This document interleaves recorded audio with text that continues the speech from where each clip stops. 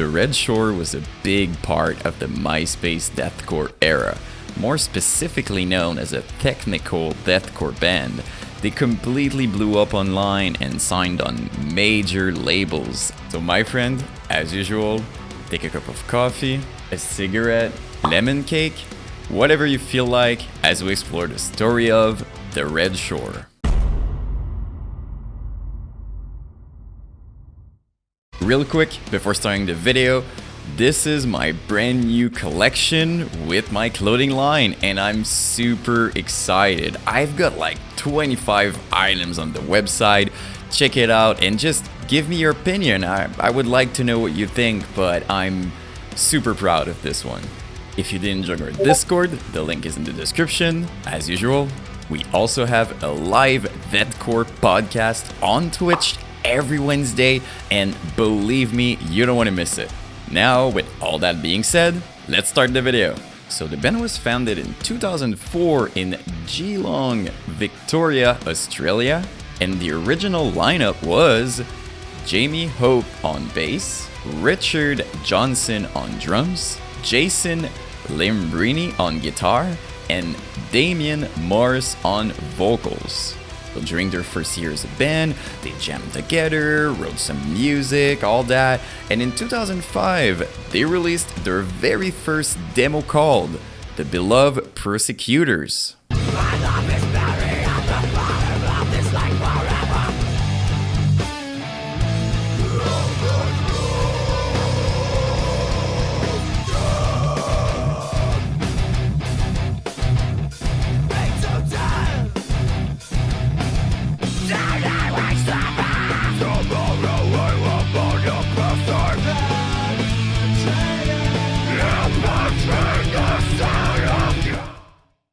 Alright, so as you can hear, it was a pretty good demo, right? I mean, sure, it was rough around the edges a little bit, but keep in mind, it was in 2005, and you might have also noticed that it's not the technical deathcore we're used to hear with the Red Shore. That being said, most bands at the time sounded way more metalcore, melodic, like I'm thinking about As Blood Runs Black and things like that. So yeah, that was kind of the vibe during that era. The vocals were super sick. I mean, Damian is, he was a beast, and I really love what he did on it. Super primal, and also the talking parts, like in between certain parts, he would like do some talking kind of in a hardcore way, if you will, and I felt like it matches the vibe perfectly. Also, the clean vocals were very good. I'm not sure if he's the one doing it, but yeah, they were awesome. Believe it or not, they immediately got noticed in the scene and they signed a deal with Big Fat Adelaide. I don't know how to pronounce that, guys, I'm sorry. And also with Modern Music. Full disclosure, these are not their official logos by any means. It's just me. I don't know, like I couldn't find any logos, and I don't know, like in my video I prefer when there's visual support, I guess. So yeah, sorry about that. Please don't sue me. With their new labels, they went back in the studio to record their very first EP. Which brings us to March 2006, when the Red Shore officially released Salvaging What's Left.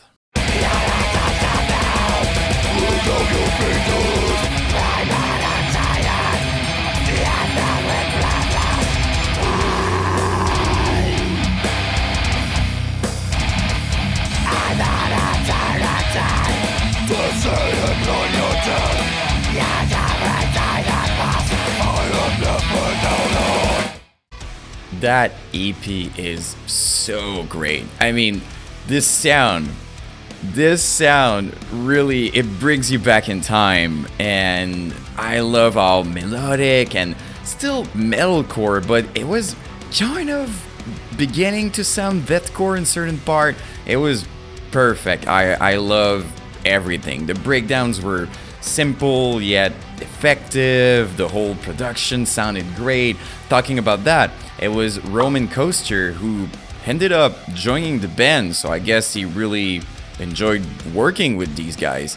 And it would be a game changer later on. We'll get to that because they would, embark on a more technical direction soon after that. But yeah, it was so good. Damian on vocals, he improved so much. It was absolutely outstanding, and everything was great. I don't know, it was top tier, and I listened to it quite a few times as I was working on the video. Unfortunately, soon after that, Richard, their drummer, had to quit because of the new direction. It was becoming like very technical, and it required like kind of another style of drumming per se. So yeah, he had to quit. He was replaced by Jake Green, which the band was stoked about because he's super talented, and he was in a band called Ocularis Infernum, which I didn't know, but seems pretty cool. And of course, I'm sure you won't be surprised to hear that in 2007, the live shows were absolutely insane.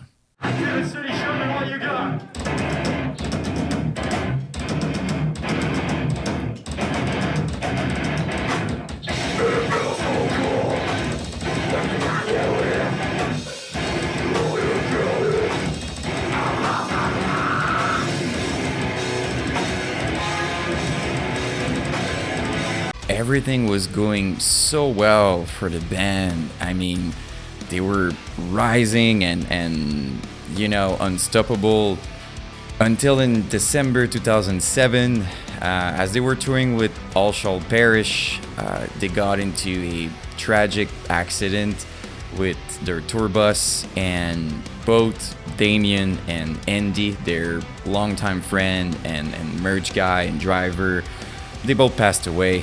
And it shook the entire scene, like literally, like fans all over the world were, flooding their MySpace pages with tributes and love, and it was a big thing, like such a big impact, still remember. And yeah, rest in peace to you both. You guys are legend, and you're always going to be remembered. I mean, Damian was such a great person and a talented vocalist, very iconic in our scene, and yeah, always going to be a legend for sure. Then Jamie Hope decided to switch from bass to vocals because apparently him and Damian had a conversation in the past about if something would happen, if Damian would quit or if anything happened. He told him that he should be on vocals because they have a similar voice and it would fit. Of course, now that Jamie was on vocals, they needed a bass player, so they hired John Green, who was in a band called Picture the End. As much as it was difficult for the band, they had a new lineup, they were ready to embark on this new journey, if you will, and so in 2008, they worked on the debut album they were supposed to release but was delayed due to the tragic events. And so with Siege of Amida, in November 2008, the Red Shore officially released their first official album called Unconsecrated.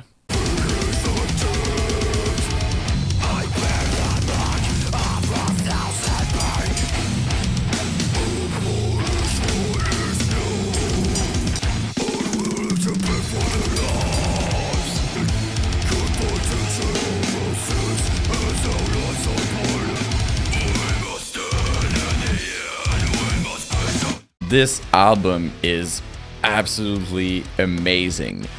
To me, when I'm thinking about the Red Shore, that's the sound I have in mind. A very technical, fast, insane sound. That being said, the previous material was awesome, don't get me wrong. It's just, to me, they really found their thing on this one. And Jamie did an amazing job on vocals. I really liked it. It was different enough, but at the same time, it was close enough from what Damian was doing. I don't know if it makes sense, but that's my perception. And talking about Damian, 3 songs on the album was with Damian, which I think is so freaking cool. I'm very grateful that his voice is on the album as well. Sounded absolutely incredible. As for the artwork concept, I really thought it was worth mentioning that it was actually Damian's idea. It was his concept. He said it was an epic tale of the forces of heaven and hell battling for the supremacy on the battleground of planet Earth. I think the concept really matches the tone and you know, the sound of the album. Releasing such a top-tier record after tragic events like that is quite impressive and wholesome because it was received super well. Like, it actually charted on the area chart at number 63.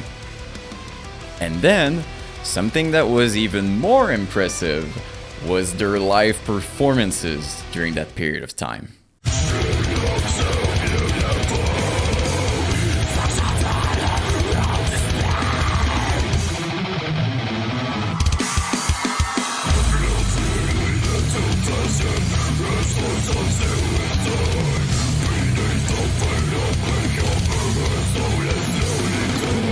Unfortunately, the following year in 2009, they were supposed to do a big tour with Dying Fetus, but they had to drop off because of some medical problems within the band, so they didn't really have a choice, unfortunately. They still played some very cool shows during the year, and in May 2009, they released a new album called Lost Verses, and it was a re-recording of old material. It was a big tribute type thing for like their friends, for Damian and Andy, but also of course for their fan base. You know, it was kind of a thank you note to their longtime fans, if you will. I found an interview they did the same month in which Roman was giving advice to newer upcoming bands in the scene. Well, you guys have been doing this for quite a while, since you're quite young. What advice would you have for young bands up and coming who would like to obviously follow in your footsteps? It's hard. I guess you've got to have belief in yourself and try not to stick to trends, you know, Yeah. Try and do what you believe is good yourself, and just persevere, because you get so many, you know, kicks in the face every time you do something. There'll be another setback, and it's just you just got to persevere, because it's, you know, if you really believe in it, then you'll get there in the end. Yeah. Like, majority of the reason people don't succeed is because they quit, and because bands always break up. But Yeah. you know, the main thing is to stick together and keep trying. The band sure went through a lot, but things were looking up. I mean, they got a brand new deal with none other than Rise Records. For those who don't know, Rise Records was the absolute perfect label for any band in the scene, basically. Everyone wanted to get signed by Rise. They were the thing at the time, so pretty big deal. The Red Shore was on fire, killing it on Myspace, online. It was awesome to see, really. Also, I'm not sure of exactly when and how it happened, but Jonah from I Killed the Prom Queen became their manager officially, which I'm sure was very helpful for them. They also released an official video later on for the song Vehemence the Phoenix.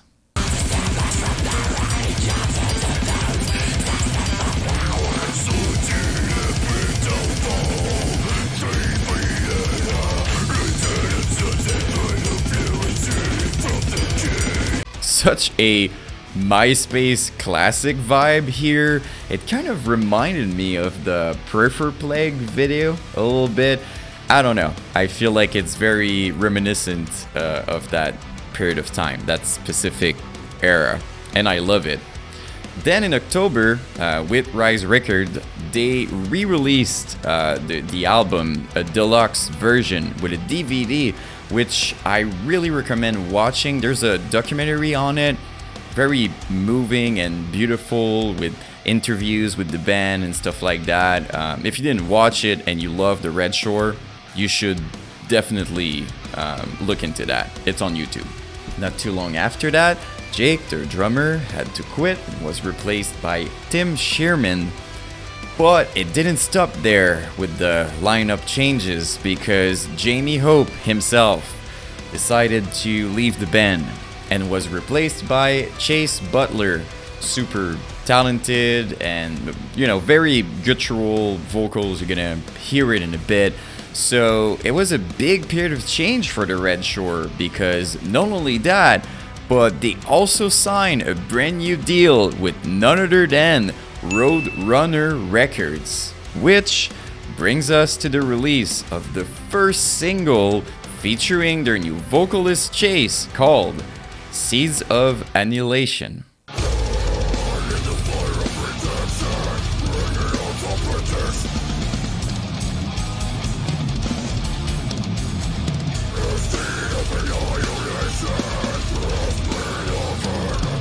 It was a very good song, but I don't know. To me, it didn't feel like the Red Shore.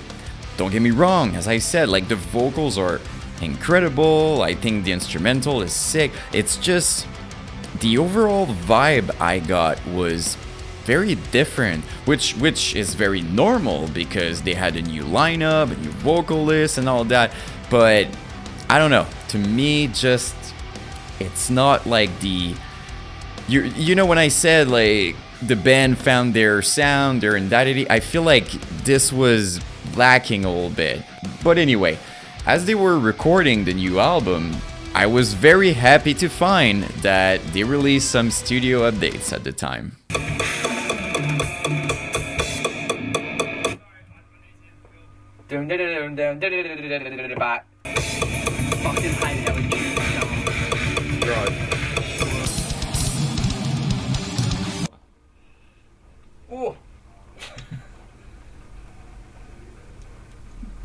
Fucking junkie.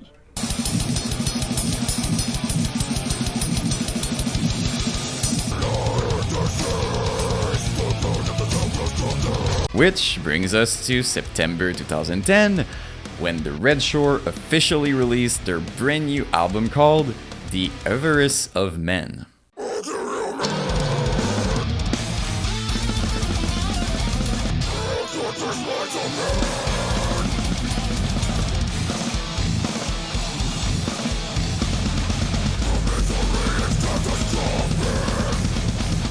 Objectively, it's a very good album. It kind of reminded me of Evolution of Violence by Eat a Helicopter somehow, but it still felt way more death metal than deathcore. I don't know, like the kind of riffs, the structure, it was closer to death metal. Again, it could be just my perception. Let me know in the comments if it was your, it was your impression as well. But yeah, I say objectively because even if it's maybe not exactly what I like, I can see the talent and I can still appreciate it for what it is, and I still think it's an awesome album. So then they promoted the album live with Chase, and the shows were incredible. It went great until in 2011, the Red Shore officially broke up. They made a statement at the time, which I won't read the whole thing, guys, but just press pause if you want to read it. But yeah, they were basically grateful for everything. It's just they were ready to move on with their life. They had other things going on and stuff like that, which was of course very understandable. It's not the first time we see that. But in 2020, they came back for the Invasion Fest.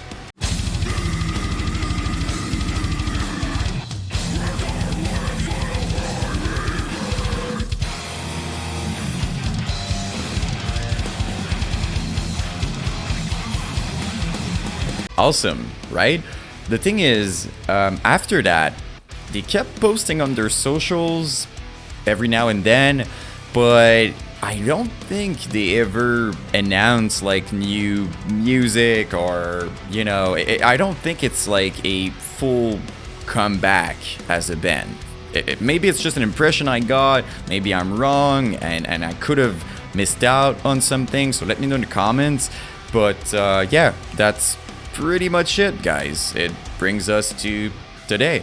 Thank you so much for watching. You guys are the absolute best. I cannot believe the amount of love I'm receiving on this channel ever since I started. Incredible, really. As usual, if you want to support me and the channel, please leave a like and subscribe. Also, leave a comment about anything, really. Could be about the video, the Red Shore, or something you want to talk about, suggestion, anything, really. I love reading your comments, for real. As I mentioned earlier, the new collection is available. It's on my website. The link is in the description. So if you want to just take a look and let me know what you think, I would really appreciate it. Don't forget to join our Discord and coming out with us, you know, during the live podcast. We love talking to you guys and, you know, just hang out and get to know you. It's awesome. And now, I'm finally gonna stop talking. I'll see you in the next one.